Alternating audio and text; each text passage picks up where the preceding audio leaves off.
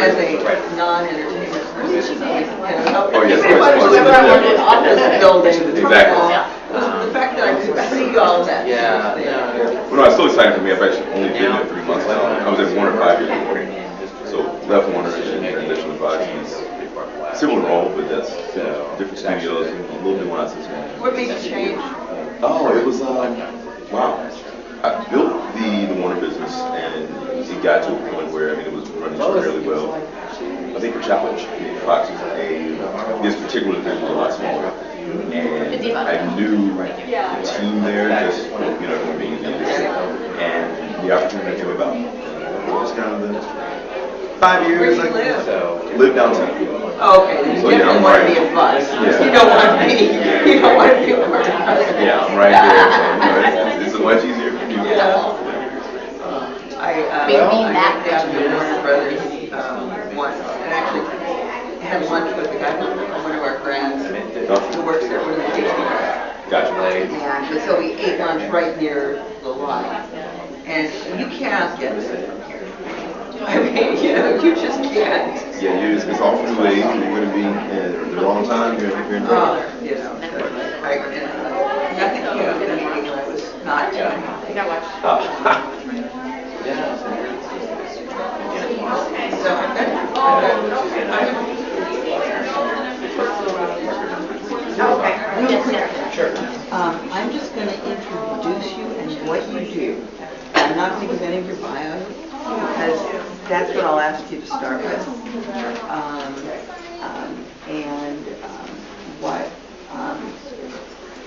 see. I'm looking at the order that we have you in. So, Rick, you came through the program first, then Alexis, then Rick, and then Kristen. But I was hoping that was going to work, but never mind. So, yeah. No, there's a nice. I like having the guys at the end.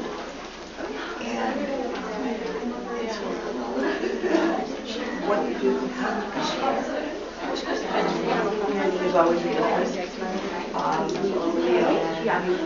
And then I'll ask what you do for critical skill sets. They need to be collecting knowledge or whatever. And at that point, I will open up my questions to the group. If they don't ask any, which never happens, I'll throw some at you. And then depending on how the question, just one and a half, I only want to answer.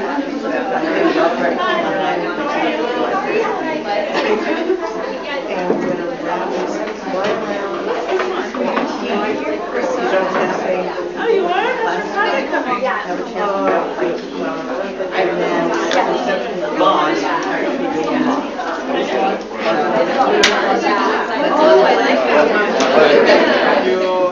It's officially on management.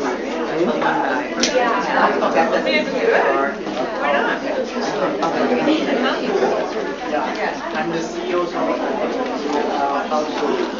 oh, okay, there you go.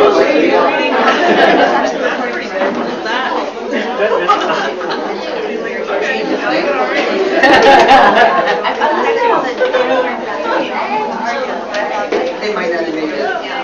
What you ought to do is mention it to them. No more attention. What about you? Yeah, graduating. Well, marketing is not right now.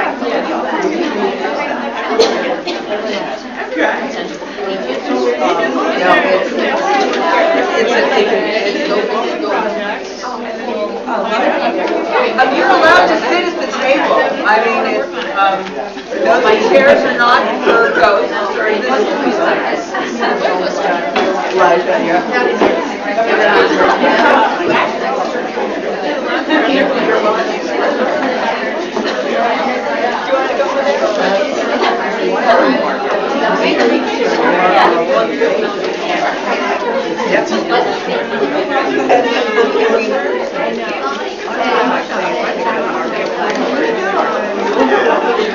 All right, we're going to get started because We're going to want to end about 6:15 or so. So those of you who have class tonight can grab a bite and a chance to talk with our speakers before you have to go to class. But they will be here for a while after that.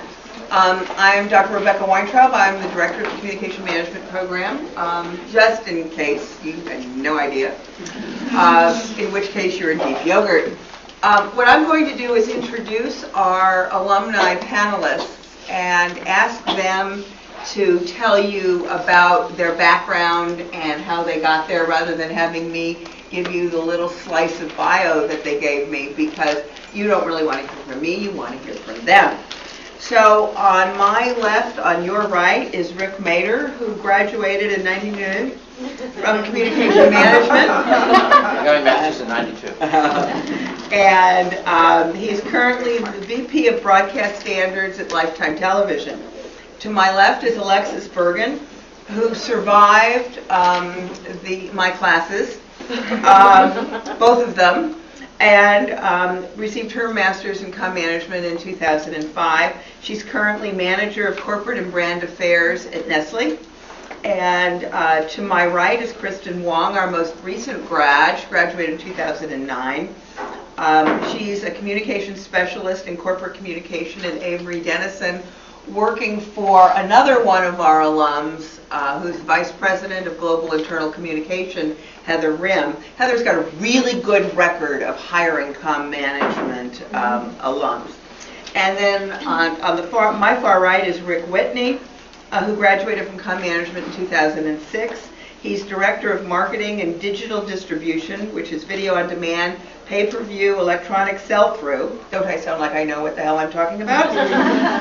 At 20th Century Fox.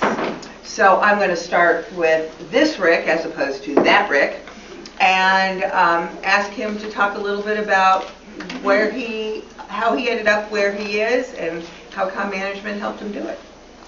Real short version. My first job in the industry was at KCBS Television. I started as a PA in news, and I've been doing a little freelance entertainment writing in San Francisco, and I wanted to be a news writer. And after doing news for a bit, I decided really wasn't my cup of tea, and I segued into local programming, and I was an associate producer and producer at KCBS. Then I went to ABC Broadcast Standards for 4 years, CBS program practices for 2 years, NBC for 6 years.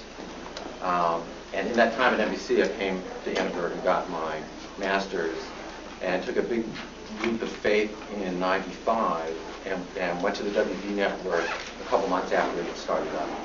And that was really my big career of working the road. So I became VP of Standards, built a department there, became SVP, and went over to the CW for a couple of years. Really wanted to get over to the cable side, which is where a lot of ex-WB people went to. So I went to Lifetime Network, which then merged with A&E History, and it's one company, though we have a fairly separate West Coast presence, and I run broadcast standards for Lifetime. So Dance Moms, Project Runway, Amanda Knox, a lot of fact-based movies, and a lot of reality. There's been a huge spike in production since the merger. Alex? Hi everyone, I'm Alexis Bergen, and I'll be also brief. So I studied actually at a university a little bit like USC undergrad. I went to Boston University, and I studied PR and mass communication. I knew that's what I wanted to do. And from there I started in the film industry, doing publicity for several different distribution companies. I did that for about 5 years. It was a great experience, but it wasn't really what I wanted to do. It wasn't strategic enough for me, so if any of you are interested, I might be able to talk you out of it, but you should all experience it if you like it. It is a good industry. From there, I wanted to switch over, and actually I found my next home here at USC doing PR, first for the School of Pharmacy, which is on the Health Science campus, and then here at the College of Liberal Arts and Sciences. And it was during that time where I came to Annenberg, and I had the benefit of having Dr. Weintraub's classes, and that was actually one of the impetus for me to move into the employee communication field. I kind of discovered how interesting that was and how strategic and important it was. So from there, I did a brief stint at Disney ABC Media Networks, and then came over to Nestlé. I've been at Nestlé a little over 5 years, and I do employee communication for about 25,000 employees. Not obviously every communication, but a lot of high-level strategic stuff, and we do a lot of supporting of our executives, and it's fascinating. Every day I learn something new about the food business. It's great company, very dynamic, and I'll be happy to talk more about it later. Kristen. Great. So first of all, great crowd here today. I love this standing room only. I got my undergraduate degree at Pomona College at the Claremont Colleges, and then I moved on to USC to complete my master's in communication management. USC is really known for their networking, and I have to say, really, networking and building relationships is going to be key in your career path. When I was a student here, I actually found a job listed on the daily Annenberg job postings, and it was for a job with Disney ABC television groups in their communication department. As Rebecca alluded to earlier, Heather Rim, my current boss, she was looking to fill that position, and she hired me, and I started doing that role. And at Disney ABC television group, I focused on internal communications, doing a lot of marketing for their various employee engagement programs. Worked there for about 10 months, and then Heather Rim moved on to take the vice president position at Avery Dennison, and a month later she created a role for me, and I've been with Avery Dennison ever since, about to reach my 2-year mark, so it's been a great journey with the company. And at Avery Dennison, I write a lot of strategic messaging, stuff that focuses on telling our company's story, helping new recruits come in. This messaging is posted like on our website and print material. I also partner with internal clients to help them build their communication plans. For example, we have an annual sustainability report, so I'll work with the sustainability team to guide them on what type of messaging to tell employees when and through what channels. And last but certainly not least, Rick. Hello, everyone. My background has long been media-centric. Undergraduate degree from the University of Missouri, where I studied journalism there. It took me into the PR world. I wasn't too keen on going for a small newspaper for whatever reason, mostly paid. But after that, I spent about 3 years kind of bouncing between a couple of agencies, Hill & Dalton and Fleishman Hillard, so did traditional public relations, which eventually got me back to Southern California, where I started here at Marshall, their MBA program. First year of MBA program, very fantastic, but lots of finance, lots of accounting. I'm very qualitative. And wanted to certainly stick in the media industry, so I ended up coming over here for the comm management degree. So it worked out fantastically to have the sort of the dual background, and specifically comm management and then on the marketing side from Marshall. After that, again, networking is certainly key. An internship opportunity at Technicolor, of all places here in Burbank, via USC. I worked there for about a year while I was finishing my grad degrees here. Spent the year in business development, of all places, very quantitative, but fantastic training ground. So it gave me sort of the background in terms of the digital distribution piece. Technicolor, you guys watch movies, and I'm sure you're very familiar with the rainbow that kind of comes up. They were along on the print side of the business in terms of doing everything below the line.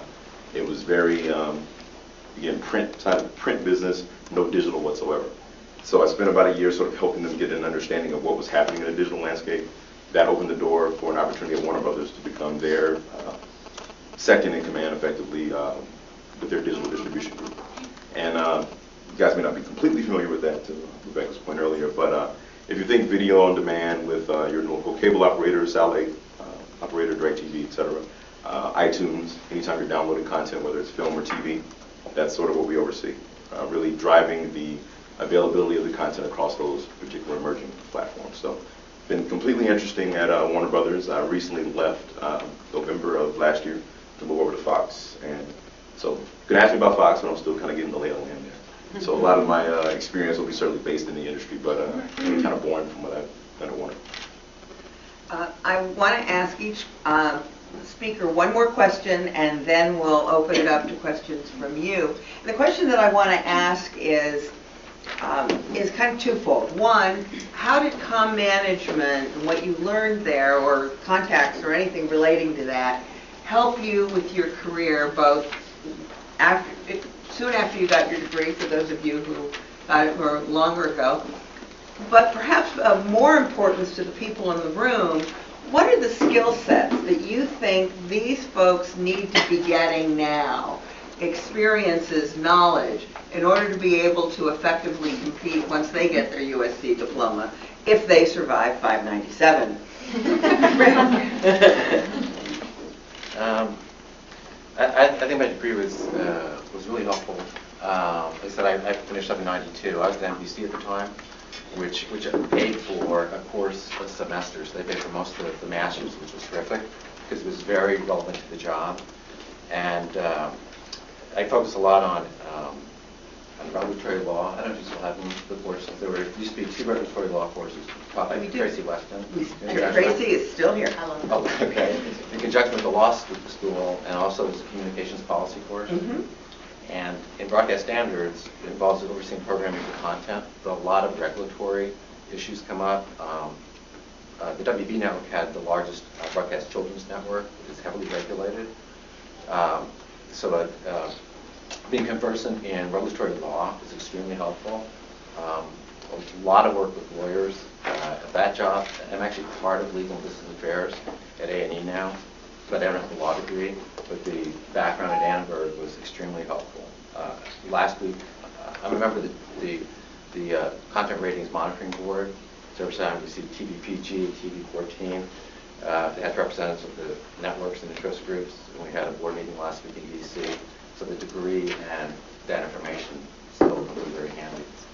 In terms of skills, I think it's great to have a leg up, and if anything, having a master's has become more important, all things being equal when you're job hunting. In terms of specific skills, my job involves a lot of negotiating, and that's true of, say, business and legal affairs in general, but it really translates into a lot of jobs do that in various ways. You're negotiating in some kind of fashion, even your job. It's just more, say, concrete if it's business affairs or standards. You're negotiating with producers, you're negotiating with programming. I think that is very important skill to have. My job involves a lot of attention to detail. I mean, that's a little kind of a different area, but I think negotiating is a very strong skill to have. Great. Alexis? In terms of my time here at Annenberg, I think that, of course, Dr. Weintraub's class was very instrumental in opening my eyes to corporate communication. I also loved Tracy Weston's communication policy class. I don't think I actually ever specifically used what I learned there, but it opened my mind, and I think it really gave a lot of depth to some of the other things I'm learning, about online, social media, that kind of stuff. Believe it or not, communication research is quite helpful. I know some of you are probably like, oh God, we have to take that. But trust me, you're going to do a lot of surveys after you get into the communication world, and it's really valuable to be able to build a solid survey and say, hey, I know how to do that, and you can just put it together. So that's pretty much my experience here. I think even the classes that I don't use, I took a lot of classes in entertainment education, which I'm quite fascinated with. Again, it really opened my mind. So my advice is to see what interests you. Also look to say what you're interested in going into, but don't worry so much about is every single thing going to be relevant, because somewhere it will be. In terms of the skills that I look for and the skills that I use, to Ric's point, you definitely have to be a good, persuasive communicator when you do employee communications. I have a lot of groups of clients and internal clients that I have to work with and get them to do something that they may not want to do. So I need to help them think that it's their idea, think that it's beneficial to them, that kind of stuff. So it's something that definitely is very, very valuable. I look for someone who's a really strong writer, knows a lot about different communication channels, critical thinker, and just someone that's really ready to do anything to learn, and getting as much work experience while you're at school is the best. That's what I look for. Not just the degree, but the internships and the other work experience. Great. So my time at Annenberg was really invaluable. Because for me, I think I bring a unique perspective because I actually started the program right out of undergrad. So I had pretty much zero work experience before coming into the program. So for me, it was a great bridge between undergrad and the corporate world, because in a lot of the classes, as you guys know, they have theory, but there's also real-world applications. So you're learning all these theories and principles, and then at the end of the semester, you'll get a project where you actually have to apply these as if you were in the corporate world, working with a big brand. So for me, it was a great bridge in taking what I learned and actually putting it into practice before taking that next step and entering the working world. In terms of important skill sets, I think that being up to date with the latest trends, especially online trends, is very important. Businesses and marketing, it's all moving online. No matter what industry you're in, everything is going digital.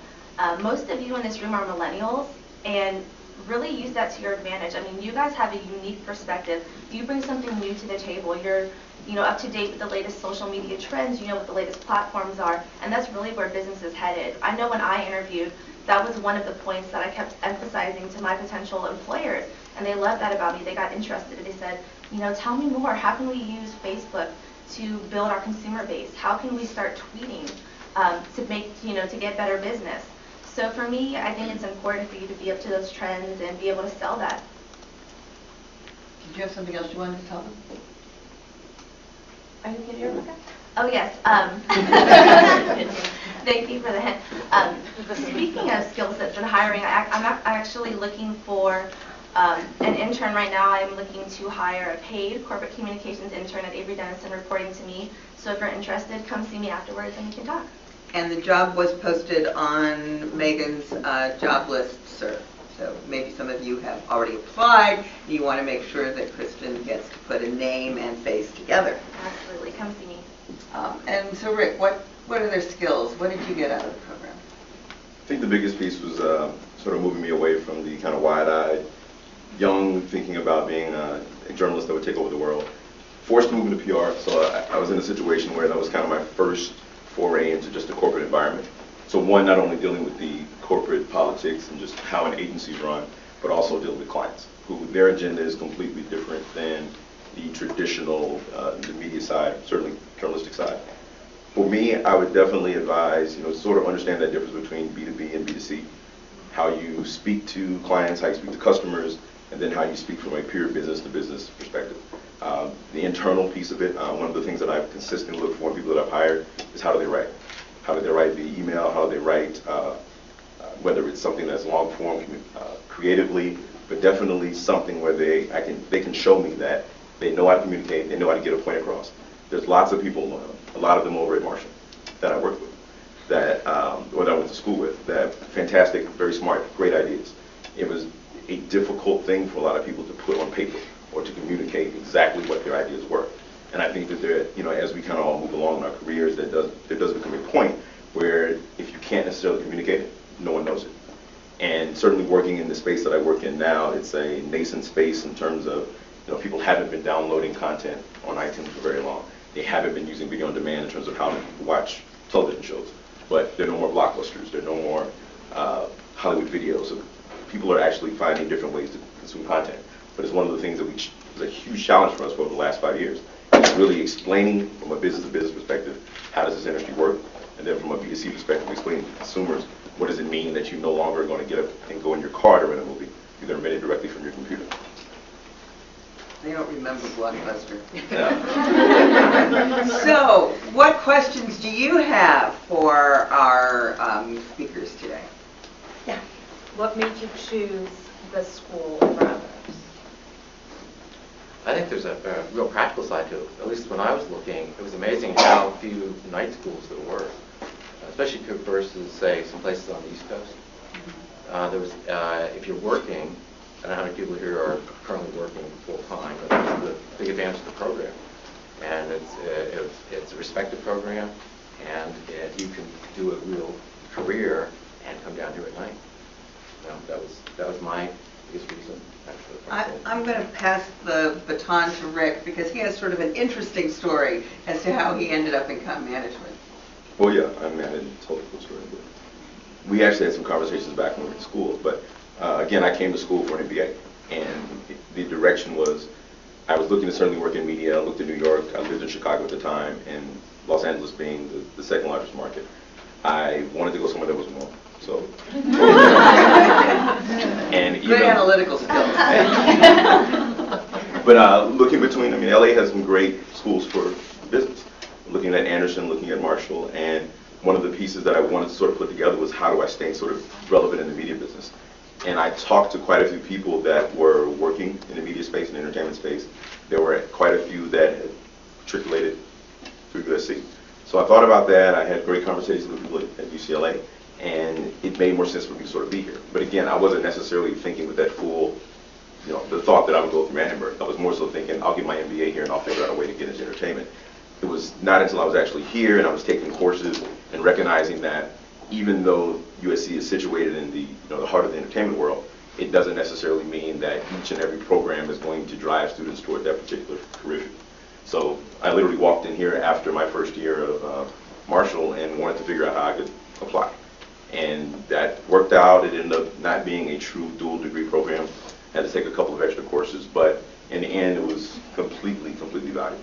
In the sense that, yes, I was here, I was in the entertainment industry, and got the wonderful business background, but what I took away from Annenberg was that the program was definitely geared toward professionals who wanted to move into media and entertainment. Ladies? Well, I also worked full-time when I came here. I actually had already been working for USC, but it was the only program that I was really interested in. It was flexible for working professionals, but I studied PR undergrad. I didn't want to do a strategic PR program. I wanted to do something that was a little more broad. And so communication management just seemed like the right fit, and it was. For me, well, my father got his MBA from Marshall, so I almost didn't have a choice on coming here. It's all about the Trojan pride. But really, again, Annenberg has a great reputation in communications, and I knew that it had a strong networking facet to it, so that's why I chose it. More questions? Divya? Oftentimes employers ask for writing samples, whether it be for corporate communications or for marketing. I'd like to know what kind of writing samples people want to see. Do they want to see things like sample white papers? Do they want to see press releases? We've done all those things in courses, so what are the, I guess, strategic pieces that we could send so that it exemplifies our talents and fit? Good question. I'll take that. I think it depends on what you think exemplifies your writing talent. It could be a variety of things, press release, a paper, another project that you worked on. I wrote a lot of articles when I was here at USC. I think that was something that I utilized to say, hey, look, I can write feature articles. Not that I was going to be doing that, but it's definitely relevant. I know at Nestlé we ask people to do a writing test. So we don't exactly ask for writing samples, and some companies do that. But I think it's always good to put together what you think shows off your skills. And I always ask for 2 writing samples. I ask for a professional entry, and I also ask for a personal entry. The professional entry can be something like a news article or press release, and that's really, can you speak from a corporate perspective and can you state the facts? But for me, what I pay attention to is the personal entry, which can be a blog post, an editorial article, because for me, that's what really separates candidates from the rest of the pack. What's your personal tone? What's your style? Do you have a sense of humor? I mean, that's something that's really important, whether you'll vibe with our group or not, and with our corporate culture. So I think the personal writing sample can play a huge role too. Those of you who are in Professor Framrose's writing class will, leave that class with a whole portfolio. And whether you're in that class or not, you ought to be looking at the work that you've been producing and starting to create a portfolio. Because what you don't want to be is scrambling the day before you have the interview, and you're supposed to bring something in, and you can't find anything that looks quite right. So you want to start sort of thinking about that strategically. Ric, anything you would add to that one? I would say one thing is really just make it relevant. I mean, it really doesn't matter what I think you bring in per se, but if you're sitting one-on-one with someone, just be able to explain how that would fit in that particular role. Because ultimately, the person that's sitting across from you interviewing you, they're looking for someone that's going to fill a specific need. And whether you bring in an article that you wrote or a white paper or an advertisement, as long as you can tie it back to why they would fit that role, that makes sense. Yeah. I have a question about does the job you are working now, is really you're interested in it, or just have this degree and maybe just related to and fit to the job? Because I think it's really need to be balanced, and you're interested in what you can do and what you can get from a job. So that's my question. Well, the degree definitely ties to my job. Of course, when I changed from local programming to broadcast standards, I was going to do it for 5 years. A lot of us have those one-year jobs. Those one-year plans that don't quite work. And then it became, okay, if I'm going to do this job, then I want to go as far as I can go in this career. And it was a media career, so it was still interesting and challenging. So the degree was part of looking for a way to maximize how far I went in broadcast standards. And it definitely, like I said, if anything, the marketplace has gotten more competitive, and you want that extra degree. You want that master's when you're up against somebody that maybe doesn't have all things that you need to. Lily. Thank you. I'm very interested in business development group, and I was wondering, because Ric, you work there, and what kind of skill sets are you looking for? It's definitely something that's going to be more quant and qualitative. I mean, from the biz dev side, I mean, the guys that I work with directly, I mean, we go on all these pitch meetings together. And the digital space right now is one that is, you certainly know all the larger players because we buy content from them. But there's so many new players that are sort of getting into the game. And what we're effectively doing is vetting whether or not it's worth our time to deal with them, sign a contract with them, distribute the content, go through all the steps that it takes and the cost that's really behind there. So what you're doing is sort of analyzing it from that quantitative perspective, but then also from the qualitative side, you're getting an understanding of, is this business even feasible? Do they have a model that's going to make sense to consumers? And then it sort of rolls over to the marketing front, where then once we have done that deal with them, we're determining how we're going to speak to their customers, or working with them directly to how they're going to speak to their customers. I had a question. The communication management degree, it's such a unique degree. And I've found that at interviews or even explaining it to friends and family, they're like, so what is communication management? Like, is communication, is it management, it's not an MBA? So just like professionally in the corporate world, how do you explain that degree and the value behind it? That's part of the reason why you want to go to work for an alum. Well, you know what? Sometimes the alums can be harder too, because they're like, tell me what, I don't know, in some interviews, tell me something besides the program. The program's a given, I know how good it is. What else have you done? I don't know, I have a hard time describing it too. I say it's kind of a step beyond the bare, like the foundation of communication. It's taking it to the next level. It's very focused, on management and business. It is a little fuzzy, which is actually what I liked about it.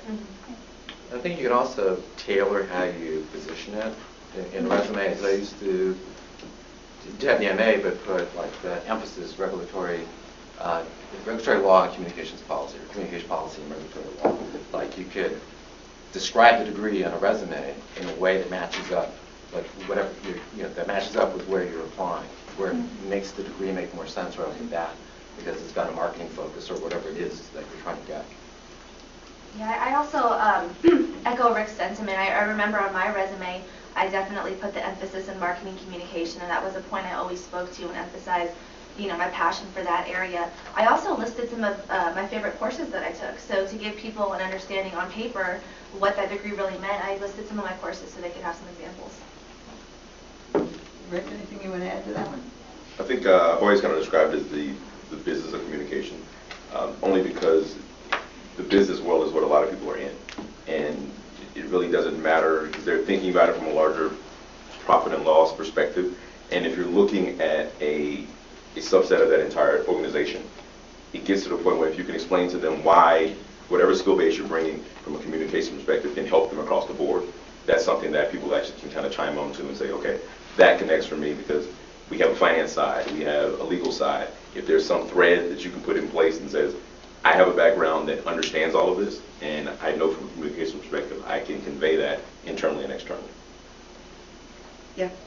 What are some examples of some unusual career opportunities that you feel like the degree gave you that you didn't end up taking?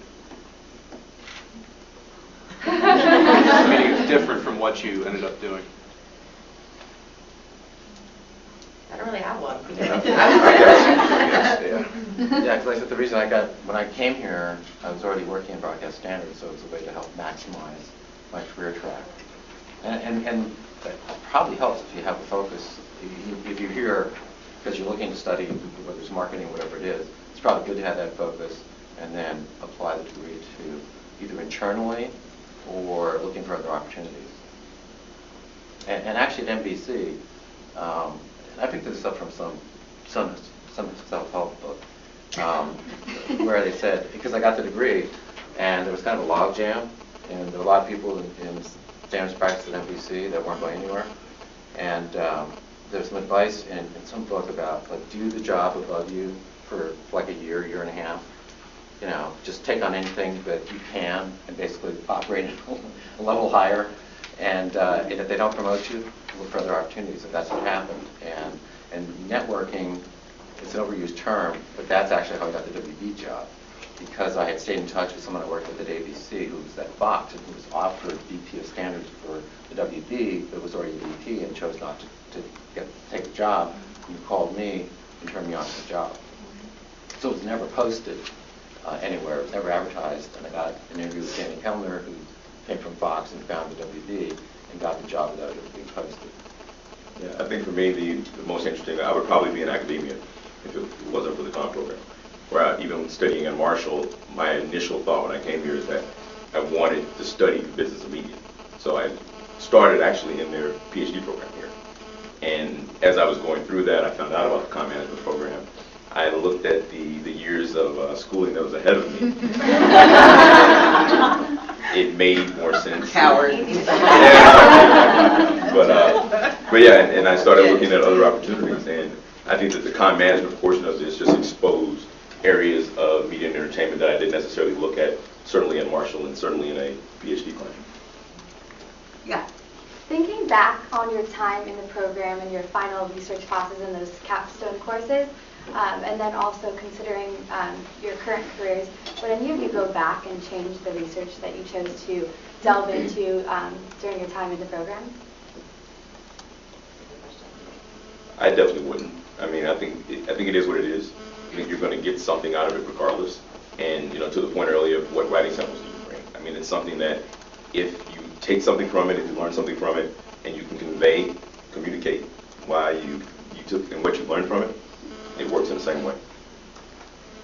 Yeah, I definitely wouldn't change my thesis. I think I was really strategic with my thesis, and part of me, I wanted to write about something I was passionate about, but also something that could maybe help me in my career in the future. So I wrote my thesis about corporate blogs and how corporate blogs can build employee culture and really add to the bottom line. And then at the end of my thesis, I actually built a best practice guide for how a company can go from not having a blog to, all this online engagement. And I listed that on my resume, and in many of my interviews, my potential employers were really interested, and they wanted me to tell them more about my blog and more about this best practice guide. So if you're really strategic about what you write, of course, you want to be passionate about it, but you can actually use it to help, in these interviews and help advance your career. Remember what you did? Yep. At the time, though, I was very focused actually on health communication, and I kind of quickly changed that. So I actually did an experiment. I was looking at if people learn things from pharmaceutical advertising. It was fascinating. I had a great time. Did I ever use it again? No, but it was helpful for me just to kind of to learn and put everything together that I learned in the program. Rick, do you remember? But I think I took exactly the right stuff, and I mentioned regulatory law already and communications policy, and they were just so directly tied to what I was doing, and it helped give me some equal footing with the attorneys that I was dealing with, and also that was important. And when I went to the WB, I hadn't been doing kids programming at NBC, and the WB was going to launch a kids network. So regulatory law, again, just very handy. Communications policy, very handy when you're establishing protocol for the kids network from the ground up with the general counsel. It's very handy stuff. One of the things that you've heard from the speakers, and then they also mentioned it when we were talking, is that sometimes to do the work that you want to do, you'd be better off getting a different degree. I mean, all else being equal, a law degree probably would have been useful had you known where you were going to go at the beginning. Maybe. Maybe different. not. I thought about getting a law degree earlier. That's a different career. The cool thing is, I wouldn't want to do law full time. So doing regulatory law gave me enough to do stuff on my own, and enough to be conversant in it for the purposes of the job. Whereas, I work with litigation attorneys. I wouldn't necessarily want to do litigation. I work with business affairs attorneys. Wouldn't necessarily want to do that full time. It's great for other people. Business affairs is a great place to be. But I actually like not to go to law school. I guess that was the point I was sort of getting to. Is that some of you have thought about an MBA or a business degree or perhaps some other degree and decided that for a variety of reasons you can't add, that's not the place you want to go. Well, look, you're all number folks. I know this. I've read your applications. But in all seriousness, what I think you're hearing from the speakers, Rick's background is a little bit different, is you can get out of this program what you need in order to be able to work with the people who have those other degrees. You may not be able to compete with an MBA or somebody with a finance or an accounting degree to be CFO, but chances are good you don't want to do that. But what you do want to think about is what are the expectations of knowledge and skill sets of the jobs you want to do separate from the degrees. And I'm using this as a setup for something that Alexis and I were talking about at the before you all came in today, because a lot of you are interested in marketing. And what we teach you is marketing communication. And some of you are going to bump up against not having a lot of marketing training, if you will, from the business side of marketing. And so I want Alexis to give you a little bit of advice there. Well, twofold. One, in Nestlé is a CPG company, consumer packaged goods, and so they're very conservative that they want people from top MBAs to do marketing. But actually, we're going through a restructuring and a reimagining of the marketing function at Nestlé, because we know that there's skill sets that are out there that we don't have currently, and those are some of the skill sets in marketing communication. So that won't necessarily always be the case at Nestlé, because we know that to be competitive, you have to have people that have different skill sets that are not just operators, that are more focused on consumers, that kind of stuff. But one thing that I did not take advantage of, and I probably should have, and it would have helped me, is taking classes at Marshall. I know you can take 2 classes outside of the school. That definitely can help you. There's also a lot of things that are maybe not traditional CPG that are more in Ric's area that have a little more of the communication side to it. I think they might be a little more flexible now. And hopefully the tide is turning. Hopefully everyone will be open to a comm management alum. But do think about what do you have to add to what you're getting here in order to be able to be conversant on those issues. You may not need to be an expert, but you may need to know more than what you're going to get out of what we provide here. We do what we do really well, but we do what we do. So, but to your point, Dr. Weintraub, actually you learn a lot on the job. I came into my job not knowing anything about the food business, and what I like about it is I learn something new every day, and I work with MBAs and I work with finance people and supply chain and technical people, and that's what I love. I love asking questions and learning more and putting pieces together, and everything it changes every day, and every year I have new projects. So that's something that you definitely learn throughout your career as well. Yeah, it's something very true. I mean, I'm thinking about the way the digital business has grown over the last few years. There's no way that it would be where it is now without sort of that communication professional that we had internally. I mean, they were a part of my marketing team in terms of that particular subset, but I also had marketing research, and they were able to do a lot of things that my marketing research guy would have never been able to do, or the person who oversaw creative would have never been able to do.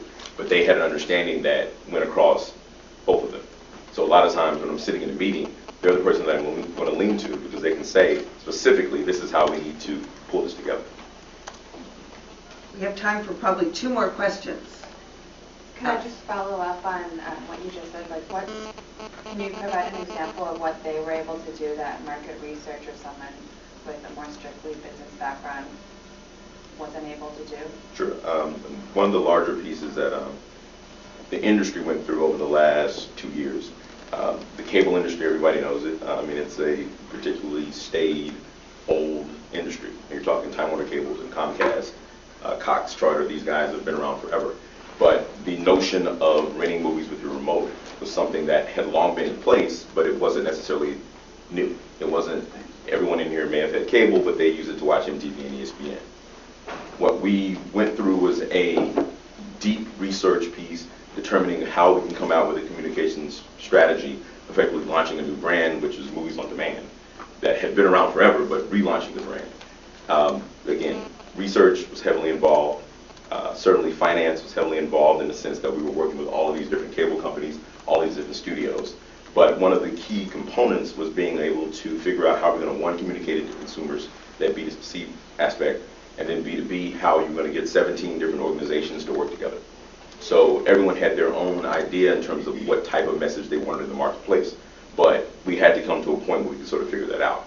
And that's where the people, not necessarily one singular communications person, but the people who had that communications background and that understanding were able to kind of pull some threads out and tie some things together that some of the other people in the room weren't necessarily able to do, even though they may have had fantastic ideas in terms of how they could necessarily roll across. Last question. Yes? Is there anything that you wish you had taken advantage of while you were at Annenberg before you left? Ooh, good Anything you question. feel like you missed or could have been helpful to your career or your future now? Courses outside of Annenberg. I was pretty happy. Well, I didn't know it was such a long period of time. I could really take the course I needed to, because basically it was a course a semester that MDC was paying for. So That's what I did too. yeah, it's But like I we're 2.5 also, you also years. only have 8 classes. You don't want to waste them. So I think they're Yeah. just get nervous. I'm like, I don't think that, but. When I find when we're doing advising and we get people like in their second semester, they can take any classes, they got lots and lots of time, and then all of a sudden they come to you and say, I only have one more elective, and there's 17 classes I want to take. So there's a little bit of that, but think about yourself as a skill and knowledge set. What do you know? What don't you know? Where are the pieces of that puzzle missing? So you may have taken a couple of courses in, let's pretend, marketing communication in your undergrad, or you had done some work in marketing communication. You may want to take another course that's going to go into marketing communication, but that may not be where you've really got your missing piece. Maybe what you need to do is take our audience analysis class, which is our market research class. Or maybe you need to go over to Marshall and take a class that's going to look at all of the P's in marketing, not just promotion. Or maybe you need to go take the Graduate School of Business 520, which is business fundamentals for non-business majors, where you get a little bit of marketing, a little bit of management, a little bit of accounting, and a little bit of finance. It's the accounting that always sinks them. But so some of it is where's your passion, and I am not one to argue against that. But it's also to look at it's in case nobody's told you this, it's real competitive out there, and it's probably not going to change anytime real soon. So you want to make sure that you go out as well-rounded with all of your puzzle pieces put together as best you can. So internships play into that, jobs, mentoring, participating in organizations that will give you a chance. All of that fits together. But as Alexis said, you've only got 8 classes. And they go by far more quickly than you think they are going to. So I want to say thank you to our guest speakers. I think they did a great job. And because we know that grad students always have to be fed, I believe there's food outside. But do take advantage of Ric and Kristen and Alexis to come talk some more to them. All right? You're very welcome. Thank you all. It's not easy getting here at night anymore. I'm not sure if it ever was.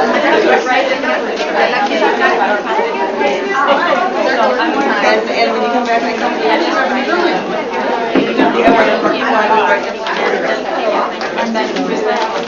I'm going to let you get out.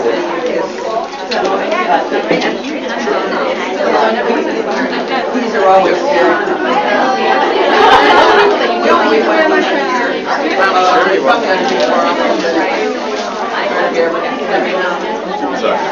Truthfully, it's more so the students that are going to use the same transactional understanding. My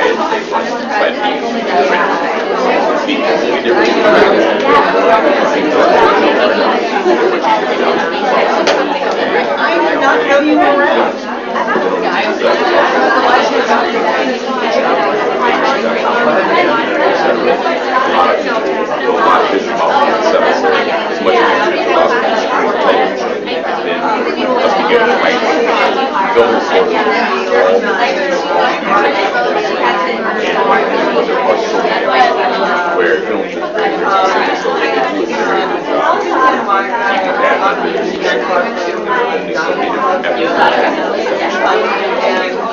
No, I mean, honestly, I think it's very, I think the communication is very much the same.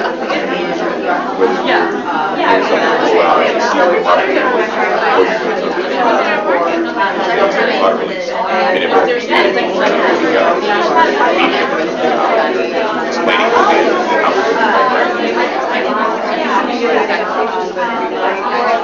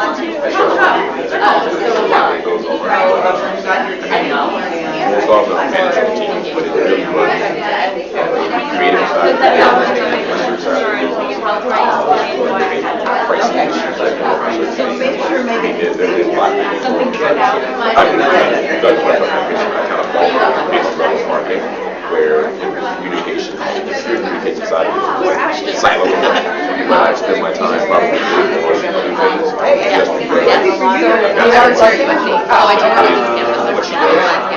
Second, I was